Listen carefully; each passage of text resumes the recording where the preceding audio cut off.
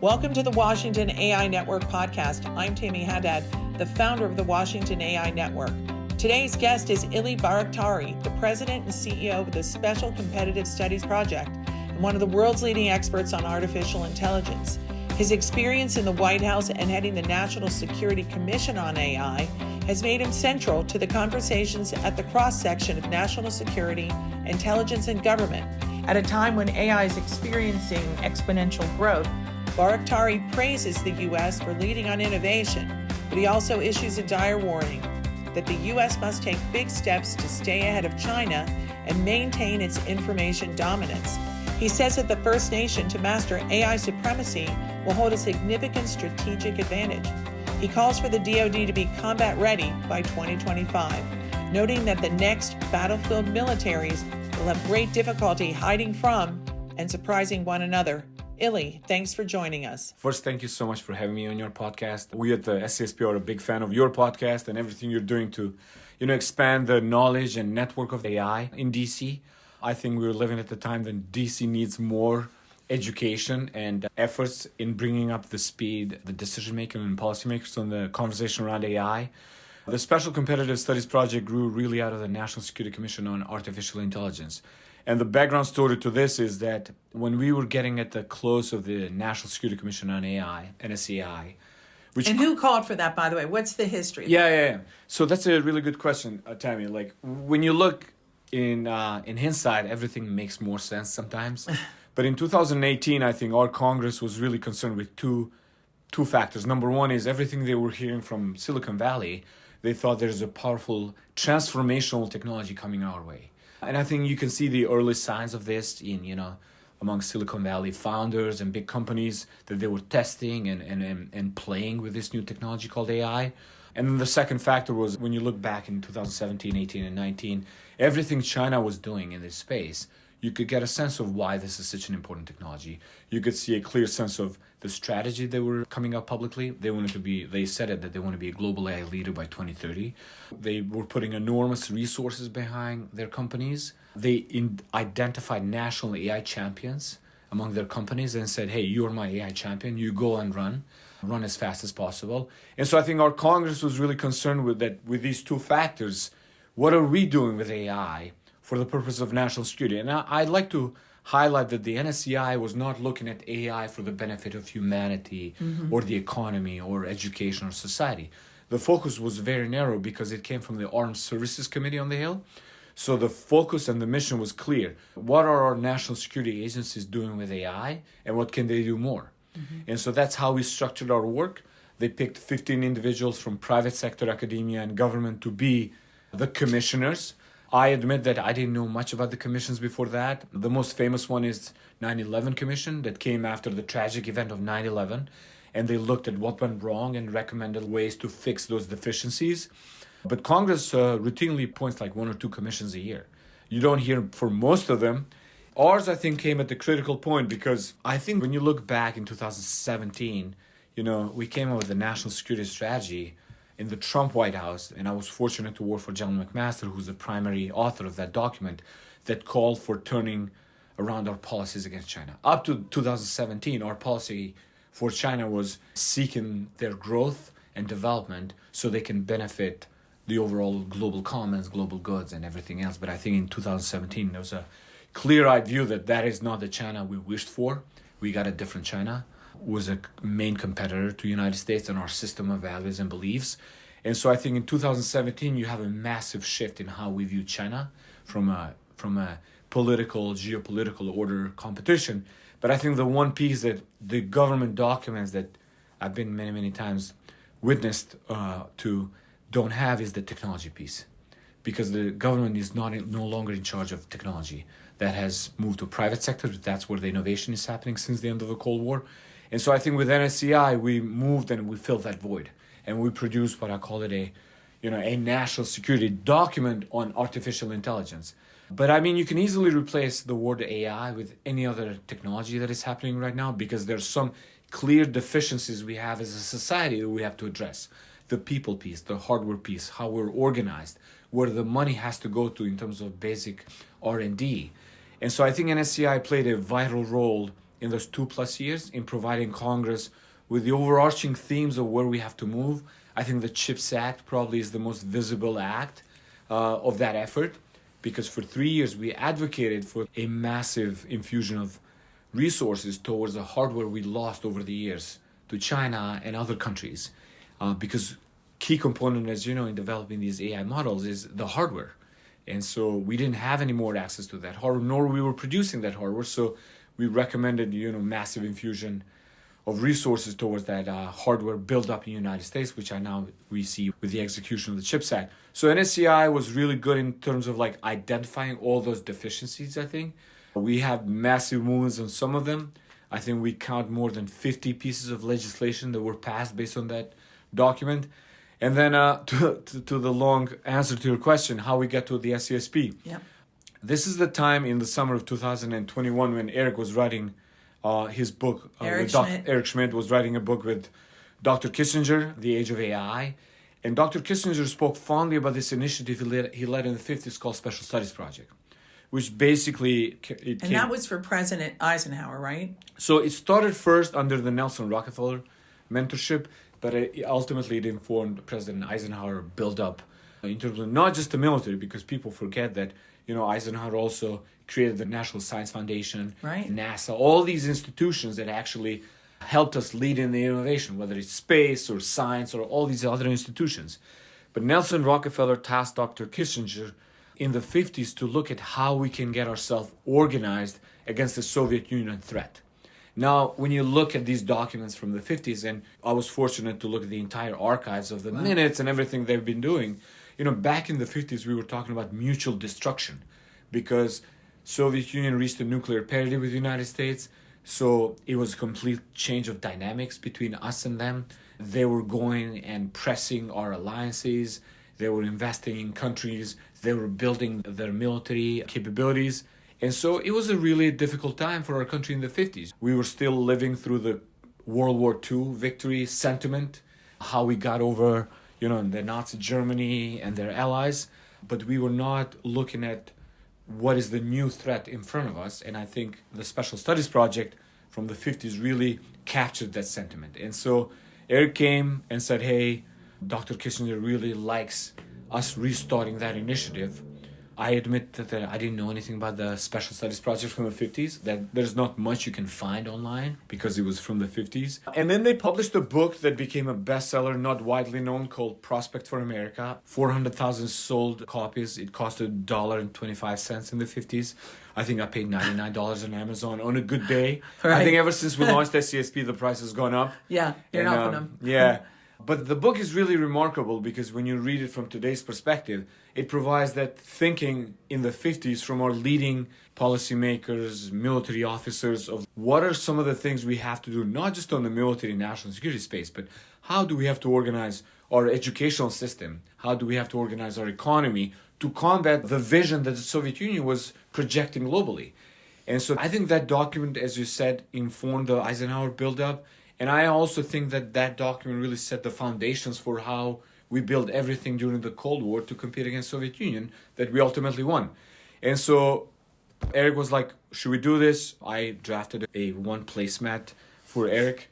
And then I called Bob Work, who's my old boss from the Pentagon, and I consider him as my closest mentors. And I said, hey, sir, we're about to launch this. I would love if you can be part of this. And he said, Ylli, we got to add competitive in the title. I was like, how's that? Why is that? And he said, because in competition, you either win or lose, and we are in a generation competition with China, so we have to win this. So that's why we added competition in our title. Well, it says action. It is action, and I also differentiates us from the SSP from the 50s. Right. And so SCSP came to fruition at the end of the NSCAI. October 1st, we launched SCSP, and it's been 2+ years now. And our goal, as I said in the mission statement that it's available on our website, is really how do we get ourselves organized for a competition that will be so transformative for our society writ large in a time when you face competitors, not just China, but now you see a set of alliances building against the United States and our allies. You have China, Russia, North Korea, and Iran that are really getting much, much closer across all domains to compete and to present a different alternative view to what we present globally. And I think we help in that space because we bring the power of our network, I think that we have. We bring the power of the work we have done so far in putting AI and emerging tech at the center of this competition. And I think there's a bipartisan sentiment that exists that I think we have. Don't you think it's stronger today than maybe even a year ago, or no? One argument I make is that there's a lot of political noise in Washington, or if you turn on TV, around our political system. But when it comes down to a technology competition with China, there's a clear sense of bipartisanship that exists. I mean, if you look at the actions for the last 2 weeks from the China Select Committee against TikTok. Well, that was going to be my question. What's your take on that? We've been pretty clear from day one of the SCSP about TikTok and all the platforms coming from what we call the countries of concern. Because TikTok is, I think, the first that we're dealing with, but I think there's a set of applications that are waiting in line to become the next TikTok, whether it's in retailing, online shopping, fintech, you name it. But China has deployed globally a set of platforms to dominate our digital life.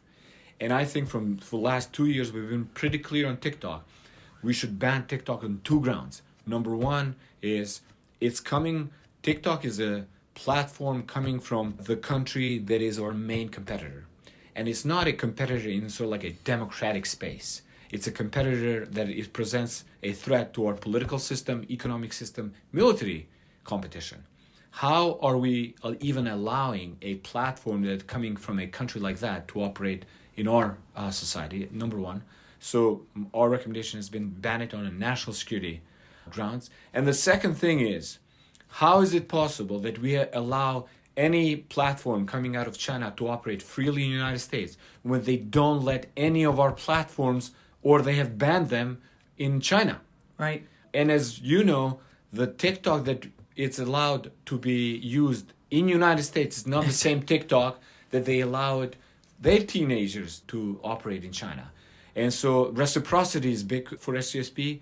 And on those 2 grounds, we have argued that we should find a modality to either ban or really, as the China Select Committee has said, really have TikTok be divested from ByteDance, which is closely related to CCP. Okay, so Secretary Mnuchin is putting together a group, and I guess there's other groups forming to buy TikTok. Is that going to help? So look, the China Select Committee was pretty specific.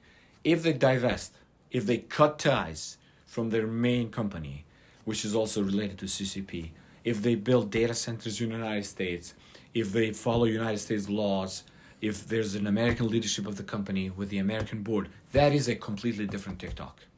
Now, the challenge you're going to have there is, will China ever allow that? I personally don't think so.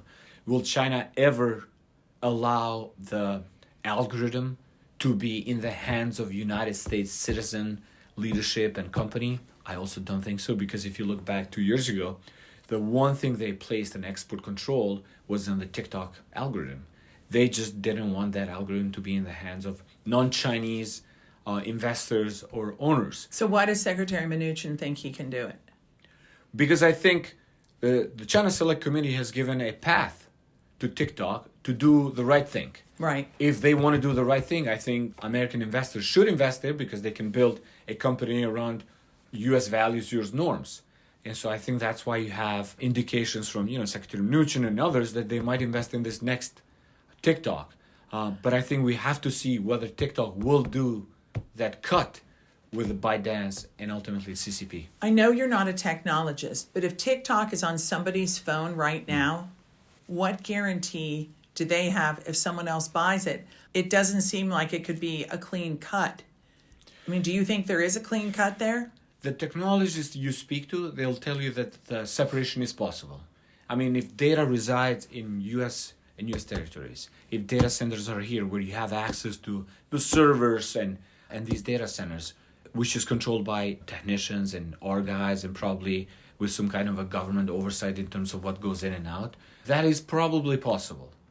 But I think first you have to see that separation of TikTok from the main company, which is ByteDance. And I think then that would be the next step of how that gets executed.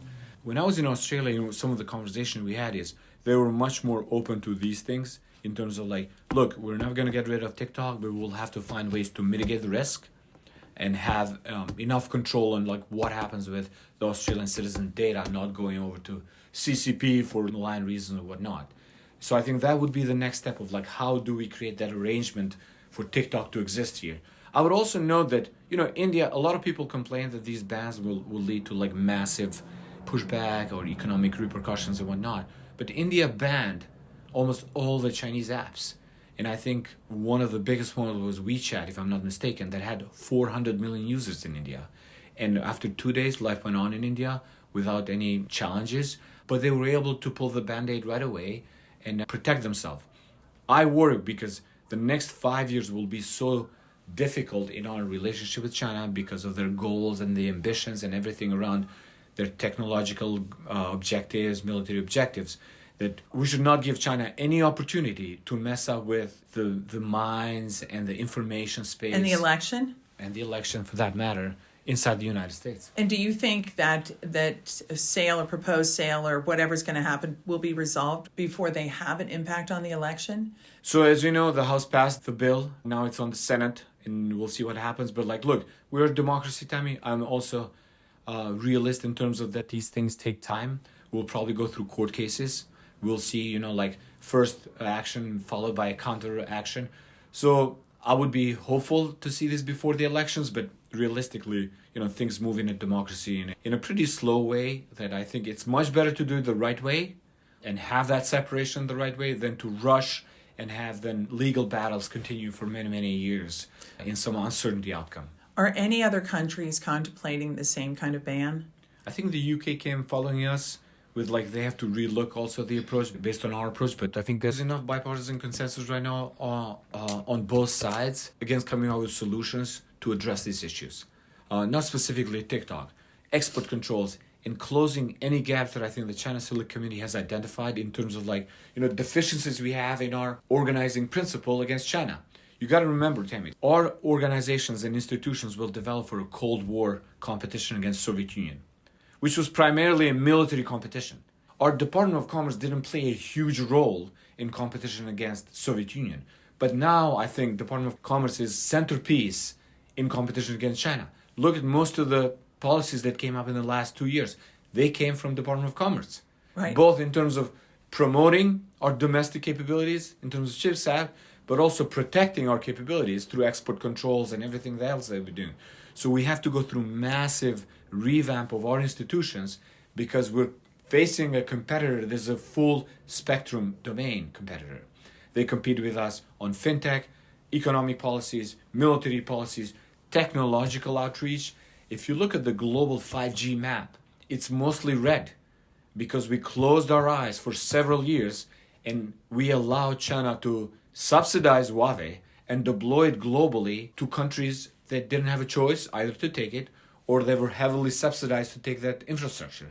So now all of a sudden we woke up in a landscape in which most of the world is using the 5G built and deployed by China.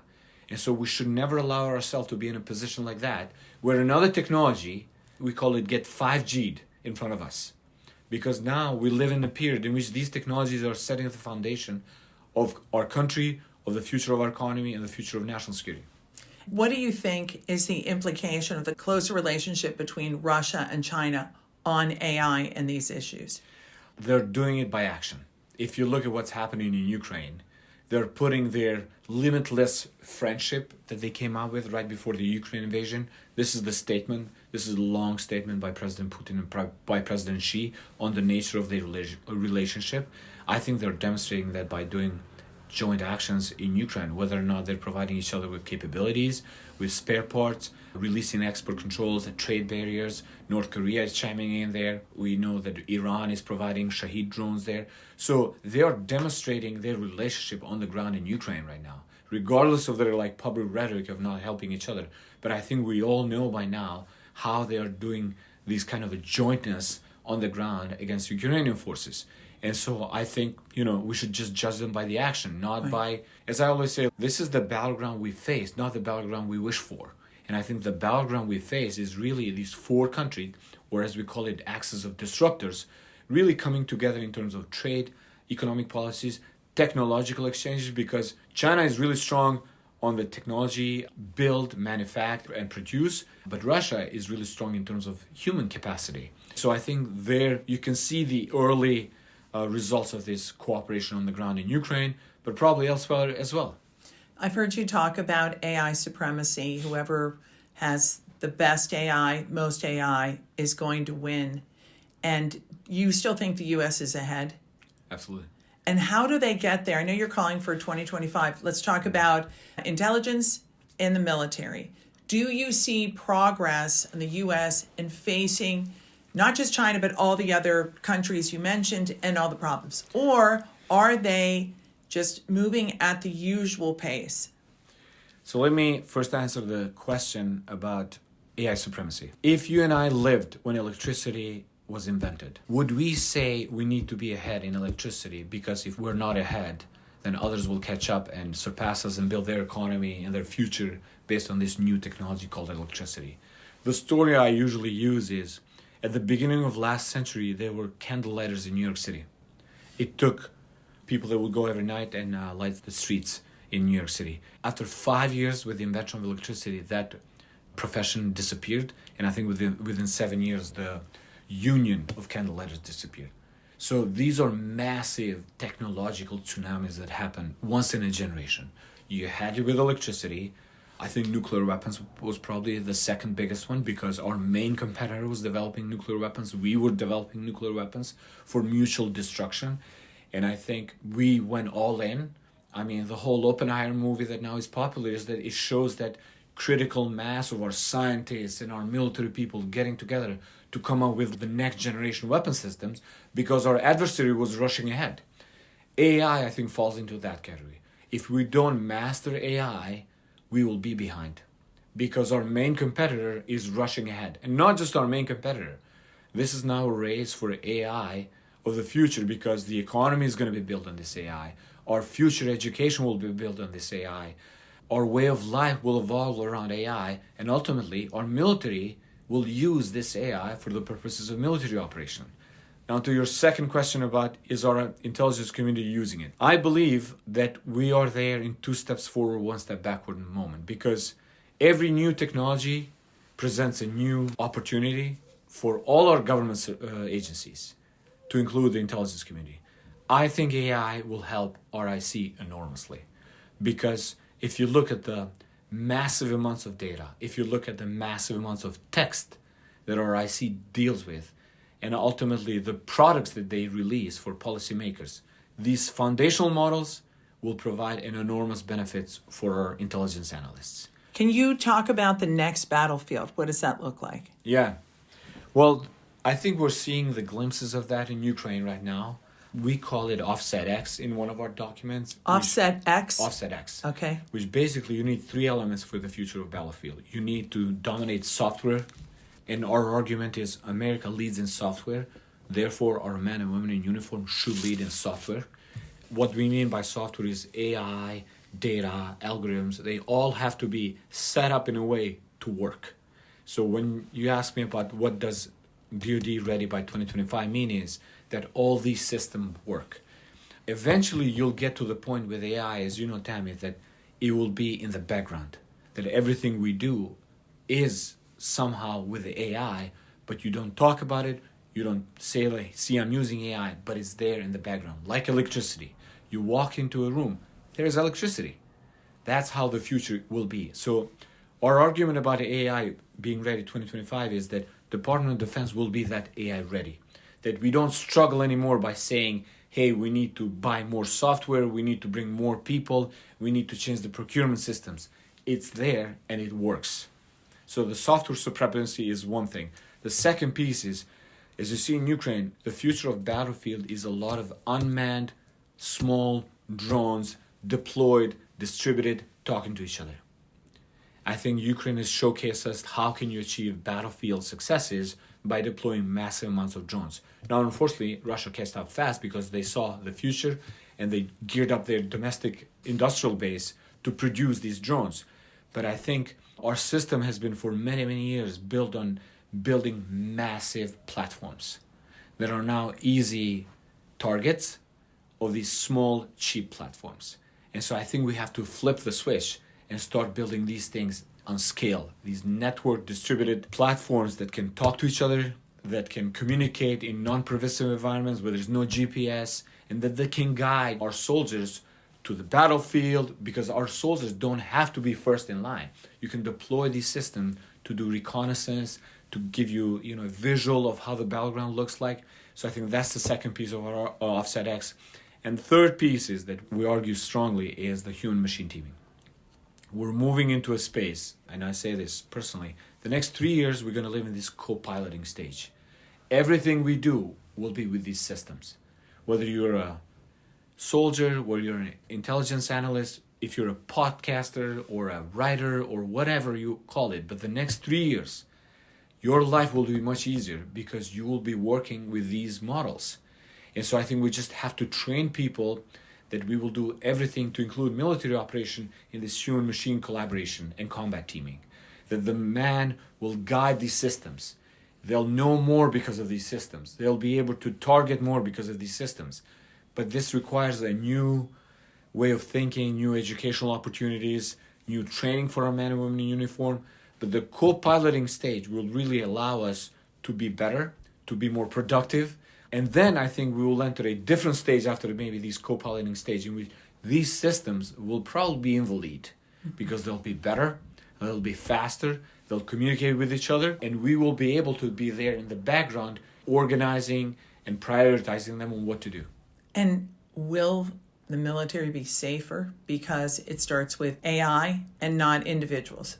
100%, because if our goal is to protect our men and women in uniform, then you will not put them in the first line of the battlefield. Mm-hmm. You will put them somewhere much, much more in a distance in which, with the help of these systems, they can see forward. They'll be able to strike forward.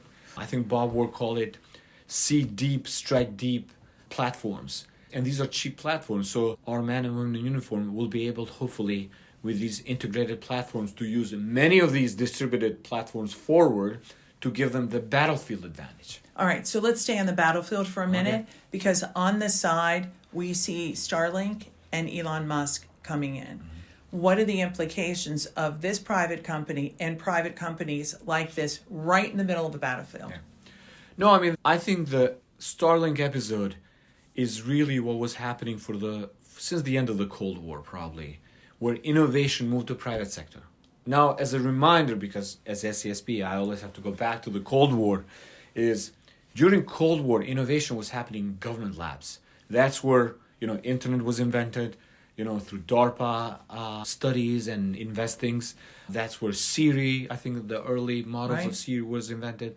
But what we have done as a country is, when the Cold War ended, we thought that we don't have to make any more government investments in basic R&D. So Congress cut the funding. We went from 2% of our GDP investing in basic R&D through universities and these startups to less than 1%. And I think then the innovation shifted to private sector. And you see the explosion since early 2000s of these tech companies that invested so much in these platforms. And I think Starlink is a result of that finally, an individual with enormous capacity, enormous resources went and invested in an area that government abandoned probably for years, because we went to invest in large satellite platforms, and we abandoned the launch of satellites completely. And he found a gap in which we have abandoned, invested a lot, and luckily for us, because it's a US company, it proved to be successful. Now we are in this dilemma now in which war decisions are being put in the hands of a private individual in the United States that has enormous capability. And I think we just have to, as we have said with SCSP, we need a new public-private model in how we operate going forward. I also like to remind most of the time that we're facing a competitor that has a civ-mil fusion. What does that mean? That means that everything that private sector does in China automatically can be in the hands of government. There's no question there. If CCP wants to get a hold of any algorithm, any satellite, any cyber capability, they'll get it within a minute. In our system, that doesn't work. And I'm not arguing that we will beat China ever. This is America. We're different. But we need a different model in how we build a public-private model.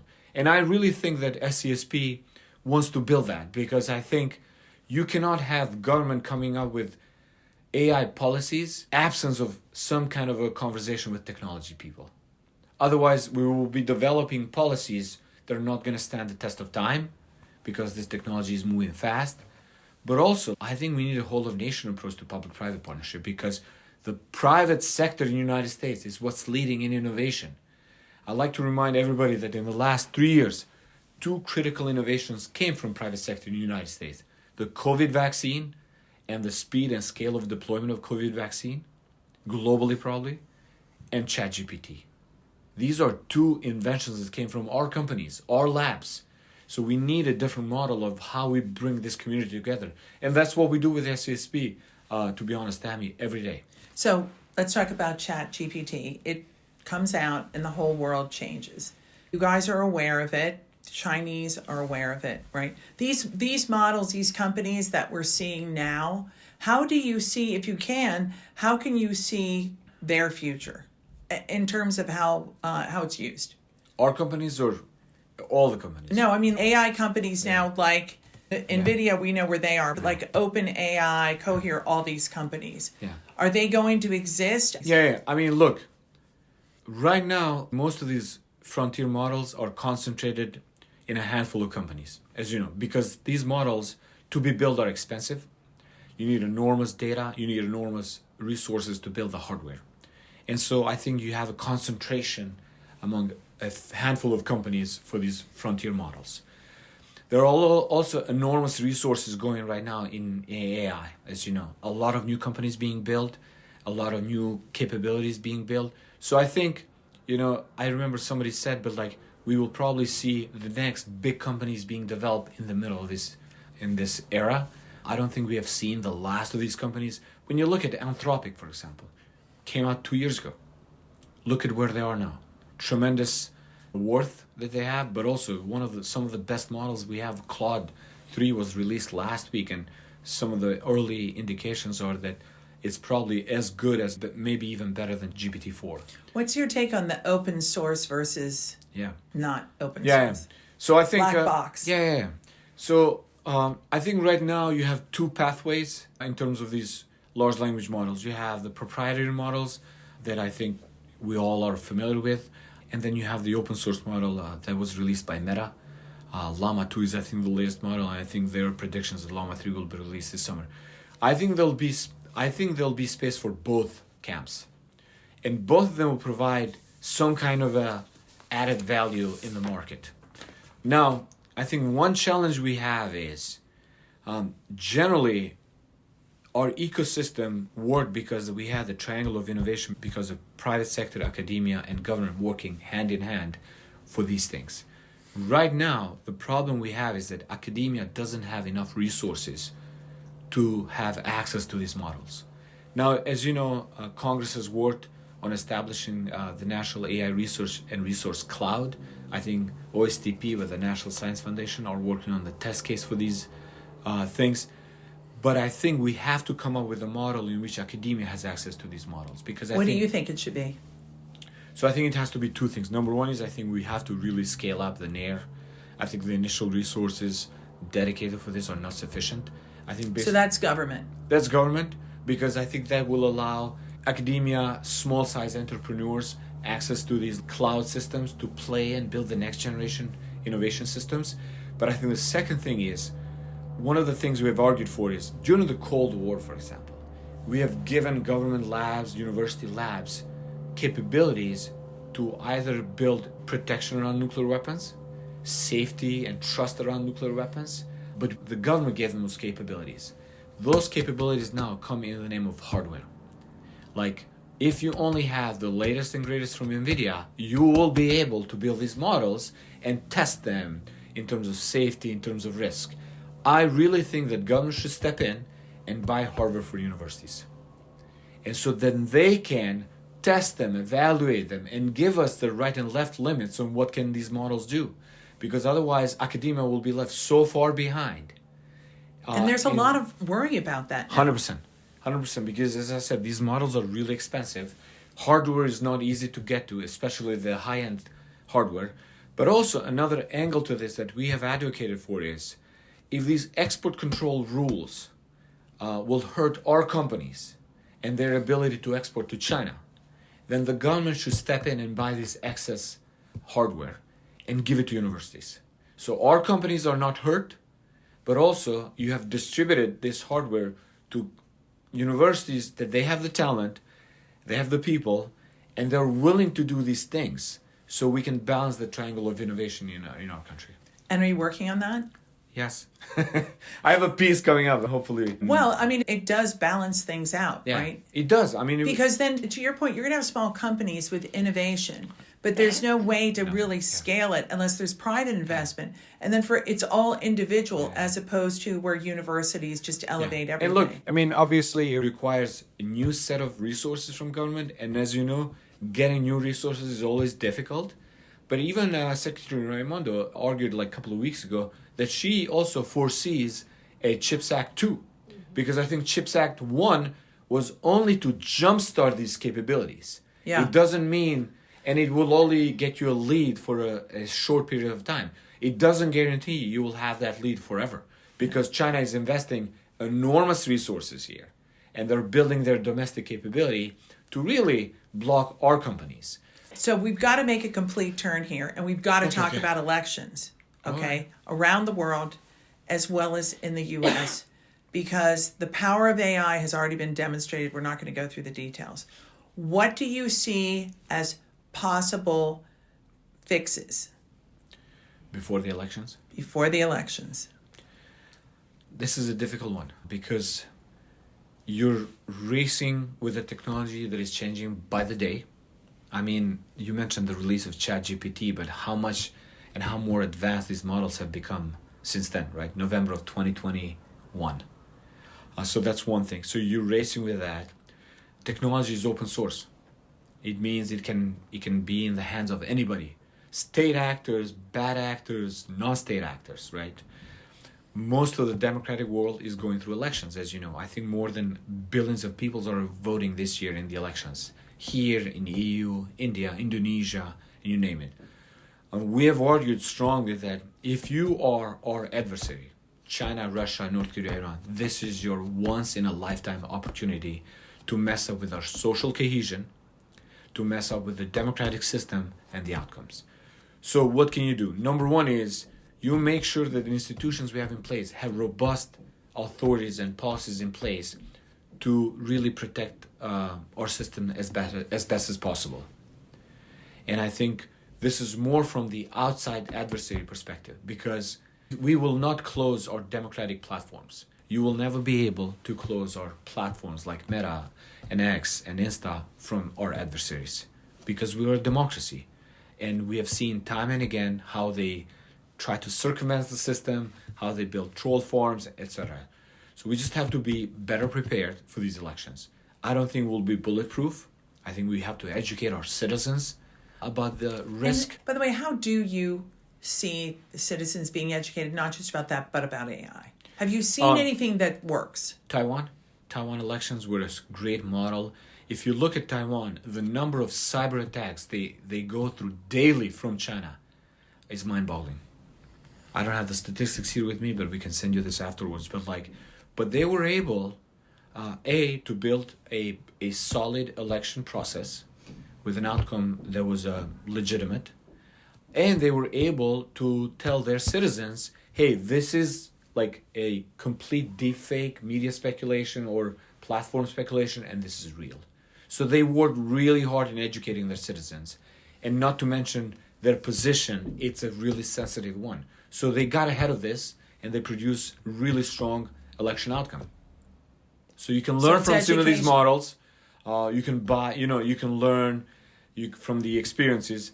I think I always like to believe that we are better off, because I think we have seen now in the past what has happened. But so we're better like, prepared. If you look at all the polls today, it seems as if people have forgotten all of that. The New York Times had a front page story that all of this disinformation, it works better now than it did in the last election. So what about what OpenAI is doing? They're the only ones that I'm aware of now that have come out and said if AI is used in any of these campaigns, they'll take it down. In Munich, most of our tech companies announced coalition for election integrity. There's an organization called Trupic that does a fantastic work in this space. They have a coalition for content provenance and authentication. C2PA is called. But what they do is they work really hard in identifying images and videos that are generated by the models. They might have watermark behind it that says, hey, this is generated by an AI system, this is generated by a human. It's a tremendous coalition and an organization that works on this space. We are a big supporter of Trupic. They're going to be at the expo you mentioned earlier. But there are some efforts in this space in terms of if you see tomorrow a fake image or a deep fake, on how we can identify them. I think the technology also has catched up in terms of identifying these models and deep fakes, and they can show it to you hey, this is not a human generated image or a video. It was generated by a model used by who knows who in this space. Congressman Obernolte suggests that we're trying to trademark, watermark, identify the AI generated information, that we really should be identifying the authentic and original information, that we're looking at it wrong. Do you agree? Could be. But I think look, the power of these models is so strong that I think it will be difficult for humans to try to identify all these things. So you need to come up with a technical solution and really filtering out the junk that exists. Because otherwise, they're so fast, the speed and scale of these models is so enormous that I think as a human, it's going to be impossible to do these things. So you have to come up with some kind of a technical solution. Now, as you know, it will be up to tech companies to adopt these mitigating actions. But I think they also acknowledge that a lot of these things will come at their cost. If a deepfake goes wrong or an image generator goes wrong, who to hold accountable? Well, that's the issue. Who do you hold accountable? Yeah. All right, let's turn to the AI Expo, May 7th and 8th, Washington, D.C. You're taking over the whole convention center. Tell us about it. Our goal as a project from the beginning has been to really bring the community of private sector and government in one place. Because as I mentioned from the beginning is, we lead as a country where these two communities are working hand in hand for our country's innovation and building the next generation of capabilities and technologies. And so we always were working on how do you bring these two communities at scale. And I thought nobody has ever organized an AI Expo in Washington. There are many departments and agencies in Washington that would benefit by seeing, experiencing, and maybe eventually adopting these kind of technologies for their purposes and their mission. And so we have reserved one floor of the convention center. It's the size of 4 football fields. And there are several elements to our AI Expo. Number one is we're going to bring 100 plus exhibitors. This includes small, medium-sized, large tech companies. It includes government labs. It includes universities to showcase what they can do, not just with AI, but all the emerging tech. So that's one area. The second area of the expo is we have 3 demo stages where we will have these companies really showcase what they can do with AI, quantum, bio, you name it, to the visitors that are visiting expo. We have a center stage there where we will bring, CEOs from tech companies, cabinet members, decision makers, members of Congress to talk about these things. On the side of this, we're also organizing the Carter Exchange to honor the late Secretary Carter, where the conversation will be focused primarily on national security aspect of innovation and technology, which was really something that he has advocated for. And then lastly, we have 6 side rooms, and we're partnering with private sector companies, government, non-government organization to just organize a set of conversations, fireside chats.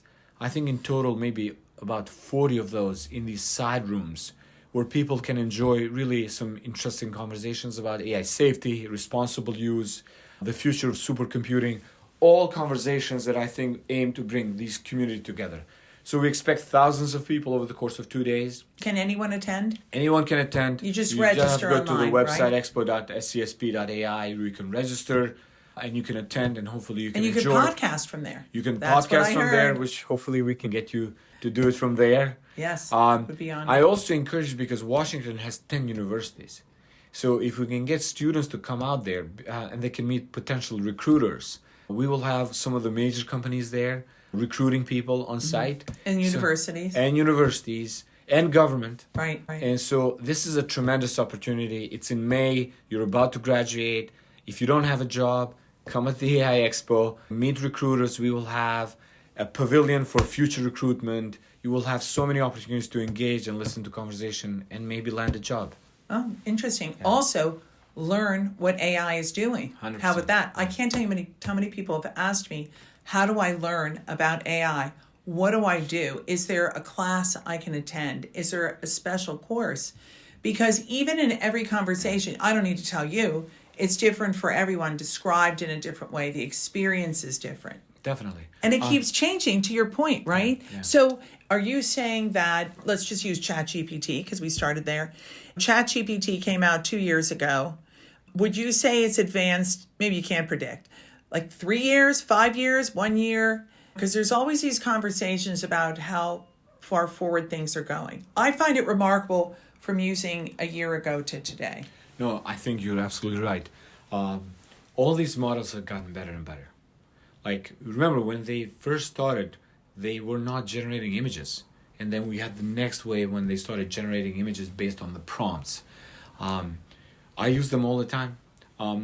I think the best way for this is for what purpose you want to use the AI. If you want to use AI to write performance evals, I think it's tremendous aid. A lot of us have worked in government. You spend like hours writing performance evals for you, for your colleagues, for the people you supervise or they supervise you. You can generate these things so much easier and so fast and so much faster with these models. So it really depends. If you have little kids and you want to help them with math, Khan Academy has an amazing app called Kalingo in which it helps personalized tutor for your kid, whether it's in math or chemistry or biology, but it will help your kid get to understand what 2 plus 2 is. It will not give you an answer, but it will walk you through a logic of how you get to the 4 number. And so it just depends. I think we'll see a lot of personalized healthcare in this space. You'll see personalized education. You'll have now probably explosion of agents that will do a specific task for you in this space. So it really just depends on what you will use it for. In terms of where you can learn a lot of these things, I think Coursera offers a lot of free courses online. I think even on YouTube, you have a lot of courses online that companies have actually produced to bring you up to speed what large language models are one-on-one.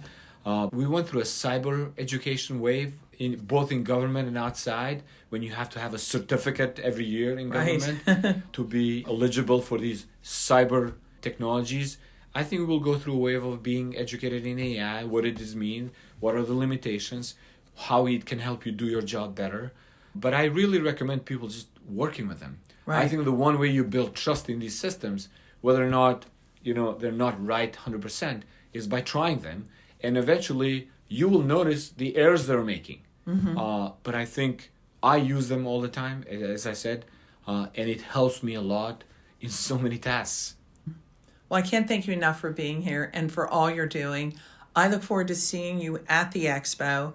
And for all of you listening, you got to join us there at the AI Expo, May 7 and 8, and right here in beautiful Washington, D.C. at the Convention Center. Thanks so much for being with us. Thank you for having me, Tammy. Thank you for listening to the Washington AI Network podcast. Be sure to subscribe and join the conversation. The Washington AI Network is a bipartisan forum bringing together the top leaders and industry experts to discuss the biggest opportunities and the greatest challenges around AI. The Washington AI Network podcast is produced and recorded by Haddad Media. Thanks for listening.